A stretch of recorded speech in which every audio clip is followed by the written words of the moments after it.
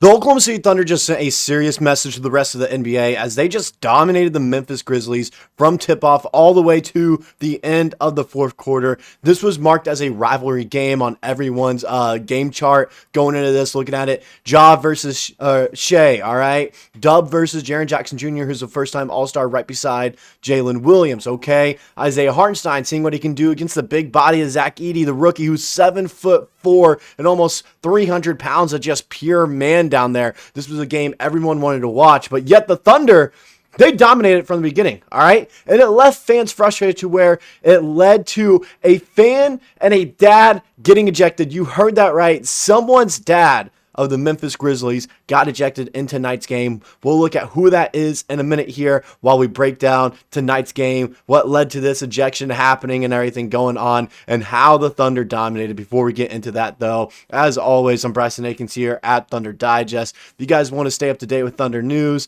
and, follow some, I don't want to say the best, but we do cover it pretty good over here, not to toot my own horn and everything. So if you want to stay up to date, the best way to do so is just by hitting that subscribe button, trying to reach 3,000 as soon as possible. You guys have been crushing that lately. With that out of the way, let's get into it. And yes, I said an ejection.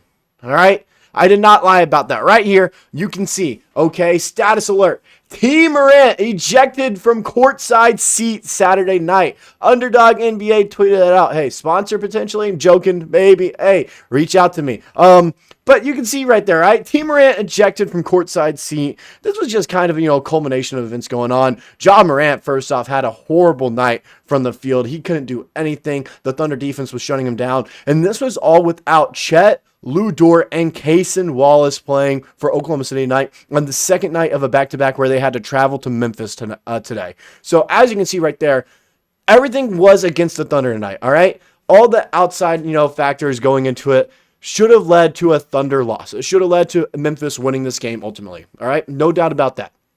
That didn't stop Oklahoma City, though. They still went in, dominated, and put belt to you can finish the sentence, all right? Let's go ahead and look at the stat sheets from the night, the box scores. First off, Jalen Williams, very impressed with him tonight. 12 of 20 from the field. Would like him to do better from 3. 1 of 5 isn't really going to cut it every single night. It did tonight, but he does need to go be a little bit better. Would like him to make another 3 or 2 in there. He did have 6 rebounds and 6 assists, along with a steal and a block. 4 turnovers. Want to see that go down a little bit there, down to like 2. We'll live with that, though. And he finished with 25 points. It's been a while since I've seen him go off for that. I know we saw it against the Toronto Raptors. I think with Chet being back now as well, you're going to see more games where he's going to get closer to 30 and maybe even break that mark there. Isaiah Hartenstein had a good outing, 5 of 9 from the field, perfect from the free throw line. He had 14 rebounds and 4 assists there, along with 3 blocks, all right? He's not really that guy that's going to go up there and get a ton of blocks each night, so him doing that, quite impressive. Double-double for him, 12 points, 14 boards. Shai Gilgeous-Alexander, not the best night. I'm not going to front it, all right? 8 of 26 is not good numbers right there. If my math's correct, that's around 33% or so, somewhere in that range. So he's got to be better. He's got to be better right there. He did go 3 of 5 from 3. So good percentage from 3. He's just got to keep up that throughout the rest of the season. But he does have to be better from the field, especially in a night's outing. If he does what he usually does, the Thunder probably win by 20-plus points here. I say 20. They probably score 20 more points, and they win 30-plus potentially. But he did have 32 points and 8 assists there. No rebounds, though, which was kind of weird. And 2 blocks and no turnovers. Looking solid. Alex Caruso got his first start of the season with Dort, Cason Wallace, and Chet Holmgren out. They had to throw him in there. And I don't mind them testing him out either in this situation. He went 5-10 from the field, 2 of 4 from 3, 2 of 2 from the free throw line. Honestly, solid outing from him all around. He's really picked it up lately. Going to do a video over him and his progression on the Thunder so far, kind of getting in the swing of things now. 3 rebounds, 2 assists, and a steal there. No turnovers, 14 points. We'll take that. Aaron Wiggins saved basketball again tonight. He saved basketball. 9 of 18 from the field, 8 of 13 from 3-point. All right, he only made 1 2-pointer, but he knocked down 8 of 13 threes. That's absurd. 11 rebounds, 2 assists. All right, no turnovers. Finished with 26 points right there. Off the bench, all right, our guy Adam Flacco got in, but we're not going to talk about the guys that only got like 1 minute. him and Brandon Carlson there. Upset Alex Dugas didn't get in there, but it's fine. Jay Will in 14 minutes, 2 of 5 from the field, 1 of 3 from deep. He did finish with 8 boards as well, 3 assists and a steal. 1 turnover, really solid from him. I've been impressed with what Jay Will has been doing. Dylan Jones got 8 minutes. He's been getting a little bit more now with Cason Wallace and Dort being out these past few games. Not mad at it. He has shown glimpses, but overall in the season, he hasn't really impressed me all that much. Didn't do that much either tonight here, but he looked all right. I will say that. He looked all right. It looks like he has been getting used to the NBA pace of play a little bit. Kenrich Williams, 23 minutes, 2 of 6 from the field, 2 of 4 from deep. He did have some bonehead, decisions every now and then when I looked at it, but he was fighting on the boards. He was 8 rebounds right there against a team that he's naturally going to be undersized against with Jaren Jackson Jr., Zach Edey, those guys.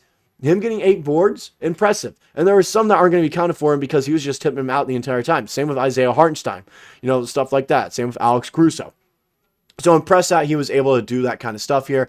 Just field goal wise, got to be a little bit better there. Isaiah Joe, he also has to be better. 1 of 7 from the field, 1 of 6 from 3 right there. Did get 4 rebounds. He did have 2 turnovers though.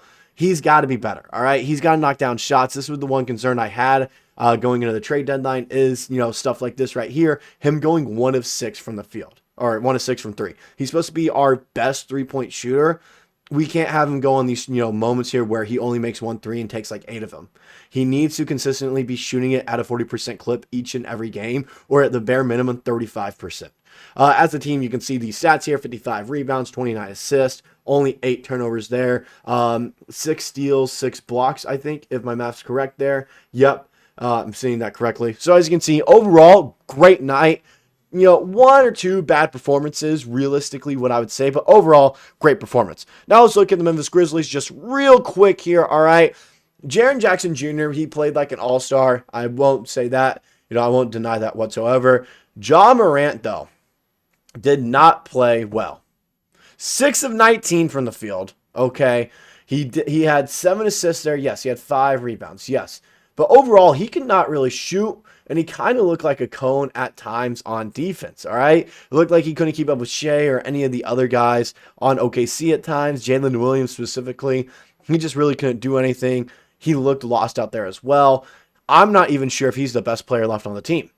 That might be Jaren Jackson Jr. or Desmond Bane. Ja Morant might not be the best player on the Memphis Grizzlies anymore, which is kind of crazy to think about because people were comparing Ja Morant and Shai thinking that they're on the same level 3 years ago. Now, Ja Morant potentially being the second or third scoring option, Desmond Bane looking like he's better. That's kind of crazy to say there. They did go deep into their bench, as you can see, with guys like Brandon Clark, Sonny Aldama, Gigi Jackson, a bunch of those guys getting good minutes. Luke Kennard, who had a little bit of a dirty play that almost injured Isaiah Joe and Kenrich Williams on the same play. So we'll keep that in mind next time we play them. And Vince Williams Jr. getting some time as well. Zach Edey only played 13 minutes. I'm not sure if he got injured, him and Jalen Wells. I'm not sure. I didn't see an injury happen or anything. So I'm going to keep my eyes open and see what happened here. But when you look at all this, all right, limited them to 112 points. They did go on a nice little run there.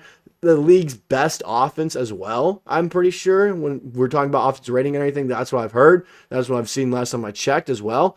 We'll take that. Forced 13 turnovers on them. Beat them in the rebounding battle, which is surprising, like I said, considering their size.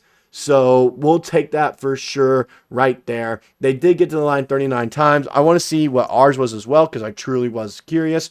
21. Shai did take 16 of ours, but 21 to 39, there's still a free throw, differential going on that the league actually has to look at because it is getting a little bit absurd at times now. That's all I got for this one. It was impressive seeing this. Second night of a back-to-back, traveling to Memphis right here. 3 who I consider are starters for this squad out and injured.